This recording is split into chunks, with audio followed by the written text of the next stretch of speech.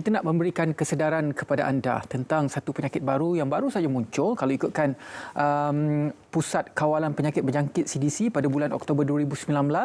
Penyakit yang dikenali sebagai EVALI ini, penyakit ini telah pun meragut 33 nyawa daripada 24 buah negeri di Amerika Syarikat, dan juga jumlah yang telah pun didiagnos dengan penyakit ini adalah sebanyak 1,299 individu daripada 49 buah negeri di negara tersebut, iaitu di Amerika Syarikat.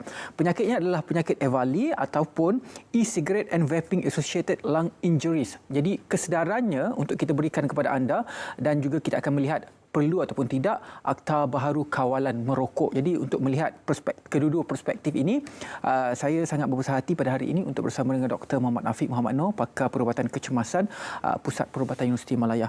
Baiklah doktor, ini tadi statistik tadi saya sebutkan itu berlaku di Amerika Syarikat baru saja tahun 2019. Maksudnya 3 tahun lah. Kalau di Malaysia bagaimana situasinya sekarang? Dan mungkin doktor boleh mulakan dahulu, apakah itu EVALI sebenarnya? Okey, terima kasih Ridwan atas jemputan. Tajuk ini sangat penting untuk kita tahu hari ini, kerana kita telah tahu ramainya pengguna vape di Malaysia terutamanya. Satu penyakit yang baru, EVALI satu penyakit yang baru yang muncul dalam 3 tahun lepas pada tahun 2019 ketika itu. Tapi sebenarnya ia telah berlaku secara kes-kes terpencil sebelum itu lagi. Tapi ia tidak berlaku secara letusan yang besar.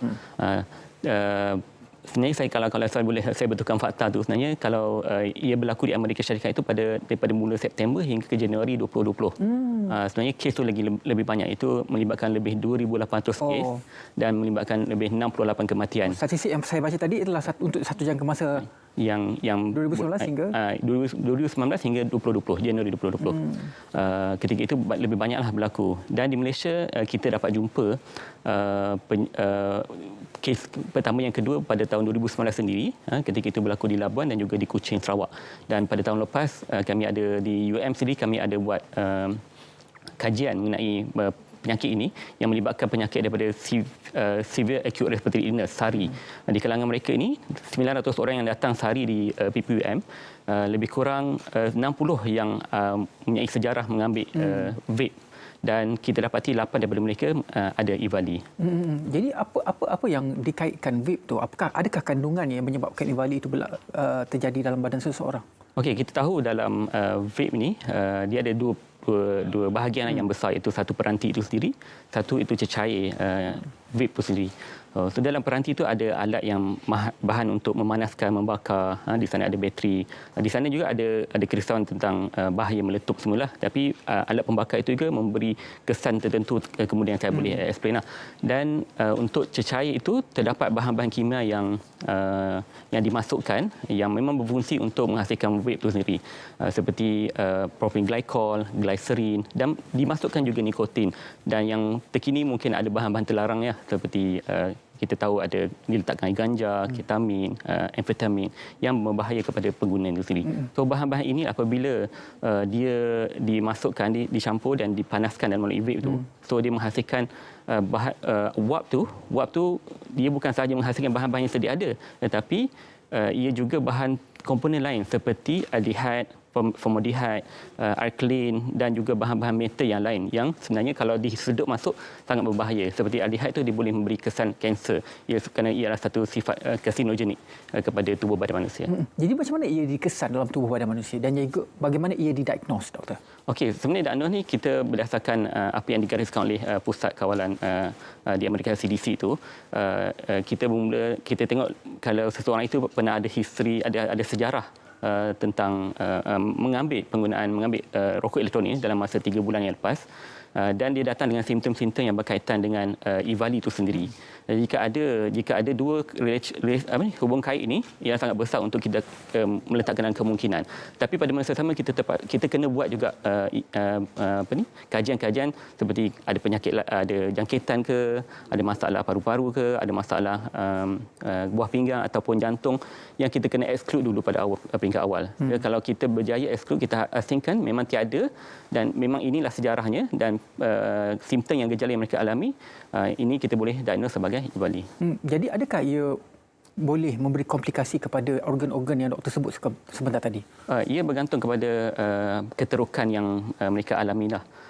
Kerana ada yang datang dengan mild symptom, ada yang sampai severe sampai terpaksa masuk ICU dan juga dikena intubasi.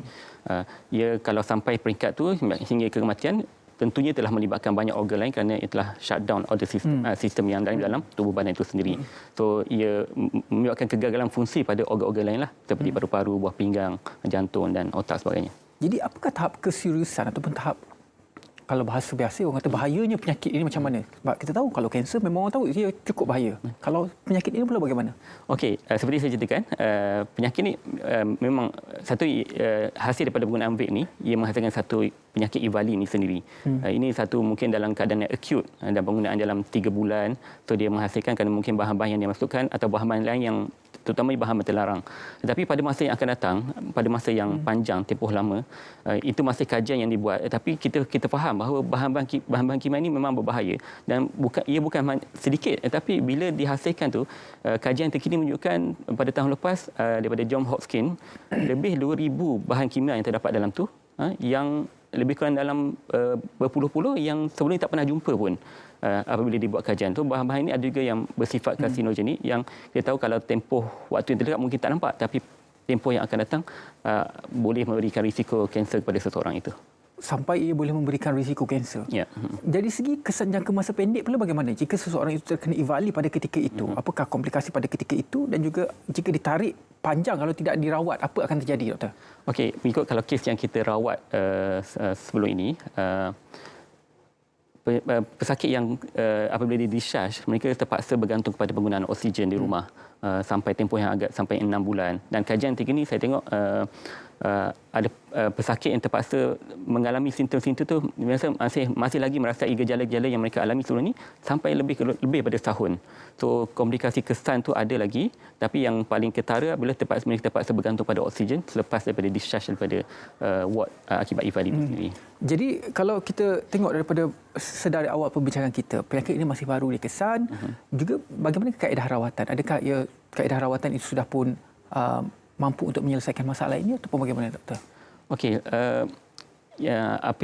kalau seseorang itu datang dengan EVALI dengan simptom tu, kalau kita dah diagnose, memang kebanyakan simptom yang mungkin kalau ada peringkat awal mild ataupun moderate, kita rawat dengan gejalanya apa yang ada lah. Tetapi kalau begitu kompleks keadaannya, begitu serius, kita ada rawatan-rawatan yang telah kita gariskan lah. Dan kita pun dah keluarkan clinical practical guideline, di mana di sana ada guideline, ada panduan untuk doktor-doktor merawat penyakit EVALI ini sendiri. So dia tak ada macam kalau ada COVID kita kena bagi vaksin semua. Betul. Tetapi ia disebabkan oleh penyakit yang disebabkan oleh bahan itu sendiri merosakkan kerosakan pada paru-paru. So kita kena rawat kerosakan komplikasi daripada kesan itu, dan kalau boleh kita kurangkan keterukan tu daripada sehingga boleh menyebabkan kematian lah. Adakah dengan cara pengambilan ubat-ubatan, doktor? Ubat-ubatan yang sedia ada yang seperti kita rawat gejala itu sendiri, kemungkinan terpaksa menggunakan steroid dalam rawatan tertentu, ia bergantung kepada keterukan itulah. Dan kalau dia sehingga mendapat secondary infection, secondary problem atau seperti infection, tu kita kena bagi antibiotik, antiviral kalau dia dapat infection yang lain lah dalam masa keterukan itu sendiri. Okey, kita faham kalau soal berkaitan dengan paru-paru ini, doktor, perokok yang merokok menggunakan rokok biasa pun memang akan terdedah dengan risiko yang kita bincangkan sebelum ini. Kita tahu rokok itu berbahaya. Jadi jika seseorang yang menggunakan vape menggantikan daripada rokok pergi pada vape untuk menyelesaikan dan juga dalam proses berhenti rokok lah, berapa lama sampai seseorang itu boleh dijangkiti, boleh mengidap EVALI ini, doktor? Maksudnya berapa lama dihisap vape tu baru ada risiko untuk terkena EVALI ini, doktor? Okey, dia meningkatkan risiko kerana mungkin sebelum ini dia telah menghisap rokok dan kemudian vape. Kesan daripada vape tu dia mengikut tempoh lama, berapa lama dia menggunakan, berapa banyak kekerapannya, dan mungkin bahan-bahan lain yang mereka letakkan dalam bahan vape tu sendiri. Ia meningkatkan risiko untuk mereka mendapat penyakit EVALI ini sendiri. Tetapi kalau pengguna baru tu dia bergantung kepada bagaimana frekuensi kekerapan dia guna bahan-bahan juga, dan banyak manalah kegunaan bahan tu sendiri. So ia sebenarnya tidak bergantung pada jarak tu sendiri, tetapi lebih kepada kita tengok dia boleh jadi pada waktu yang sangat singkat. Yang kita jumpa memang ada, dia baru diguna pun ada, dan dia tempoh lama pun tetap berisiko untuk dapatnya. Okey. Jadi bagaimanakah kalau kita melihat kedua-dua perbandingan antara rokok dan juga vape ini lah. Kalau kita lihatlah kedua-duanya mempunyai bahan kimia, kalau diletakkan dalam vape pun akan ada nikotin jugalah. Jadi risiko kepada perokok yang dah merokok tapi hisap vape juga. Macam mana kalau Ivali ini? Okey, dia sebab dalam dia nak mengatakan berubah dari merokok kepada vape ni, ada orang kata lebih selamat. Tapi saya rasa istilah tu sangat tak tepat, sangat bahaya kalau kita gunakan lebih selamat tu, kerana kononnya kurang bahaya disebabkan vape tu ada kandungan yang mungkin kurang daripada ini. Tapi bagi saya kedua-dua amat bahaya. Kerana bahaya merokok tu sendiri ada bahaya sendiri, bahaya vape tu ada sendiri bahayanya. Dan kalau lagi-lagi kalau mereka ini menggunakan kedua-duanya sekali. Kerana kita dapati pengguna kedua-duanya sudah ada sekarang. Dia guna rokok juga, dia guna vape juga. Dipanggil dual user. So kalau sebelum ni dia guna satu, tapi mungkin rasa tak cukup bila dah ambil vape, nak juga rokok, so terpaksa dua, dan ini meningkatkan lagi risiko lah. Mungkin sebelum ni bahan kimia yang tak ada dalam rokok ada dalam vape, dah terkesan pada dia sekarang ni. Nikotin tu mungkin lagi bertambah, sebabkan nikotin dah ada pada rokok, dah ada ketetapan dia tu. Tetapi vape ni mungkin dia boleh tambah lagi kalau rasa tak cukup dan sebagainya. Adakah risiko juga akan terjadi kepada secondary smoker? Penghisap vape secondary. Anak ke orang, saya tak merokok tapi kawan saya hisap vape, macam mana? Okey, kalau kita tahu secondary smoker ni memang kita tahu memang adalah kan kesan-kesan dia. Tapi secondary vape ni masih orang tak tahu ada ke tak ada. Sebab orang rasa macam wah sedapnya bau, bila bau, kita rasa tak apalah bukan asap tapi vape je, tapi bau sedap, tak bahaya. Tapi sebenarnya kajian terkini menunjukkan ada bahayanya sendiri. Kajian ni dibuatkan kepada manusia dan dibuat pada persekitaran. Pada manusia itu kita tengok ada kesan pada nikotin, dan kajian itu menunjukkan seseorang yang terdedah pada vape dengan rokok, dia absorb nikotin tu sama level dengan orang yang terkena asap rokok dengan orang yang terkena wad vape tu. Nikotin yang dapat disedut tu dan diabsorb pada tubuh badan sama level. So bahayanya tetap sama kerana kandungan yang sama yang diabsorb bila dibuat pembandingan. Jadi risiko tetap membahayakan kesihatan lah. Membahayakan kesihatan. Betul, Dari segi kepakaran untuk perubatan, adakah Malaysia mencukupi untuk merawat jika perkara ini berlakunya outbreak lah orang katakan? Okey. Sekarang ni kita sedang membuat latihan tentang Ivali ni, Zaimin, kepada para petugas kesihatan juga perubatan.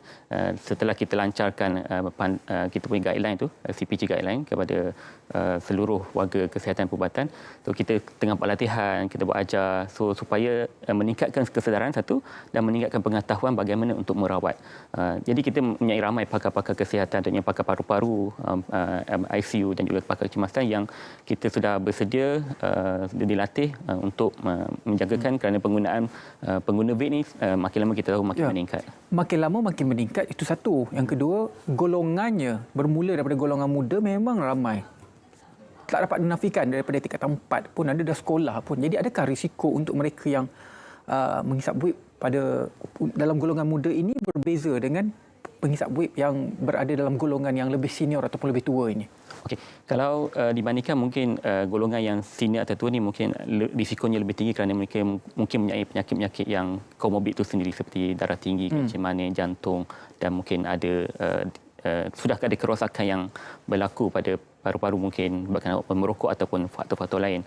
Tapi mungkin pada peringkat awam muda ni kalau terlalu muda, paru-paru ini mungkin tak begitu matang lagi sangat, itu boleh meningkatkan risiko lebih bahaya kepada mereka jugalah. Jadi dari segi kos rawatan pula bagaimana? Okey, ini anggap merisaukan kerana kos rawatan sangat besar lah. Kalau kita buat bandingan, kajian yang dilakukan, dibuat pembandingan kalau kita convert ke Malaysia, lebih kurang kalau rawatan dia kalau masuk ke ward dalam 4 hari 50,000 dan purata masuk ward lebih kurang dalam 10 hingga 12 hari, itu dijangkakan dalam 150,000 untuk seorang pesakit. Bayangkan kalau banyak pesakit, kalau dapat 2,000 macam US tu, 150,000 kali 2,000 pesakit. Untuk pesakit Ivali? Ya, betul. Untuk pesakit Ivali. 50,000 untuk 4 hari. So, kalau dalam total jumlah terpaksa dirawat dalam 12 hari lebih kurang dalam 100,000 150,000. Mungkin akan ada mempersoalkan, adakah kos itu disebabkan oleh kepakaran yang susah nak dapat di Malaysia ataupun bagaimana, doktor? Itu kos rawatan bagi daripada ubat, daripada oksigen, daripada bahan-bahan yang diperlukan untuk merawat seseorang itulah. Itu jangkaan yang diperlukan untuk merawat seseorang. Besarlah kos untuk merawat seorang pesakit diwali itu. Betul. Itu seorang kan, kalau 2,000 tu lagilah. Maksudnya dia Banyak mengganggu sistem kesihatan kita jugalah. Ya, ia membebankan sangat pada kita punya ekonomi negara lah, daripada kewangan negara sendiri. Dapat melaburkan kos rawatan yang sangat tinggi. Jadi ini perlukan satu pendekatan dalam Akta Baharu Merokok. Jadi apa kaitan Iwali dengan kepentingan Akta Baharu Merokok ni, doktor? Ya, dalam Akta Kawalan Merokok ni kita perlu masukkan kalau mengawal rokok elektronik ini daripada penjualan, cara penjualannya, cara pendedahannya kepada penerima golongan yang muda. Kalau tengok sekarang ini peraturan yang sedia adalah peraturan hanya berkaitan dengan penjualan vape yang berkaitan ada nikotin sahaja. Tetapi tidak ada perkara-perkara lain. Sedangkan yang kita dah ada sekarang ini maksudnya vape itu tak boleh jual dengan ada nikotin. Itu pun dilanggar oleh industri itu sendiri. Kalau bahkan perkara-perkara lain kita tak sentuh, kita tak kawal, maka ia dapat dijual sekarang seperti berleluasa sangat di luar sana. Tapi dengan adanya Akta Kawalan yang baru ini, ia merangkumi semua daripada segi aspek penjualan, aspek pembungkusan, aspek macam mana mereka promosikan. So ada halangan-halangan, ada kawalan tertentu yang kita boleh regulasikan sendiri dan mengawal penjualan vape itu daripada terutamanya mudah terdedah kepada golongan yang tidak sepatutnya. Mungkin doktor sangat dekat dengan penyakit ini dari segi kajian dan sebagainya. Dari segi projection, kalau kita tidak betul-betul mengawal dari segi akta dan sebagainya, bagaimana akan berlakunya perkembangan kes Iwali ini yang mungkin kita tidak mahu, tapi apakah jangkaan? Kalau kita tengok yang sekarang, insiden yang berlaku sekarang, kita buat prevalent ni peratusan bukan 800 kes daripada 100,000 kes sehari tadi. Kita menyatakan dengan bertambahnya pengguna vape, jika tidak dikawal, ia akan lebih meningkat lebih kurang dalam 20% dalam 10 tahun akan datang. Jadi itu dia sedikit orang kata informasi berkaitan dengan penyakit baharu iaitu Iwali, e-cigarette and vaping associated lung injuries. Jadi sudah pun masuk ke Malaysia dan kos rawatan sangat tinggi. Jadi sangat disarankan untuk kita semua, bukan sahaja orang kata merokok itu membahayakan kesihatan, malah orang untuk berhenti merokok menggunakan vape sebagai kaedah untuk berhenti rokok. Vape juga boleh memberikan risiko kesihatan anda. Mungkin sedikit kata-kata akhir daripada doktor untuk penutup Selamat Pagi Malaysia pada hari ini. Okey, buat mungkin rakyat Malaysia keseluruhannya lah, kalau untuk terutama untuk para perokok, jika seseorang itu ingin berhenti merokok, bukanlah mengambil vape itu cara yang terbaik untuk menyokong, kerana kita sudah ada alternatif lain yang lebih baik, yang telah dikaji, yang telah mempunyai sistem. Ketika ada klinik perkhidmatan berhenti merokok, boleh join jomquit.com. Di sana ada rawatan yang kita sediakan untuk merawat seorang perokok itu untuk berhenti merokok. Vape bukanlah pilihan terbaik, dan seseorang yang tidak pernah merokok, yang tidak pernah vape, dan juga telah berhenti merokok, jangan sekali-kali mencuba untuk vaping, kerana kalau bila kita cuba, di sana ada satu bahan iaitu nikotin, ia akan menyebabkan seseorang itu ketagihan dan akan terus-menerus menggunakannya selama-lamanya. Masalah ketagihan tidak akan selesai dengan cara mengambil vaping. Jadi terima kasih banyak-banyak kepada Dr. Muhammad Afiq Muhammad Noor, pakar perubatan kecemasan Pusat Perubatan Universiti Melayu. Terima kasih banyak-banyak, doktor. InsyaAllah ada rezeki nanti kita akan jumpa lagi. Baiklah, kita berehat seketika, kita kembali